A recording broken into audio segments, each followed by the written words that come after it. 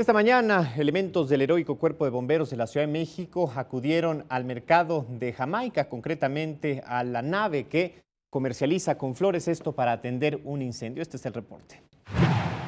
25 locales siniestrados y un bombero lesionado fue el saldo del incendio registrado alrededor de las 11 de la mañana en el mercado de Jamaica, en el pasillo M, a la altura de la puerta 1.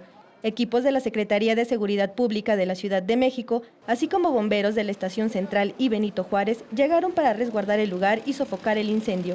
Tenemos 45 elementos, 6, 8, 10 carros tanques y 3 carros bombas. El incendio se originó en la zona donde se almacena planta seca, que se ocupa para los arreglos florales. Esto ocasionó que las llamas se propagaran.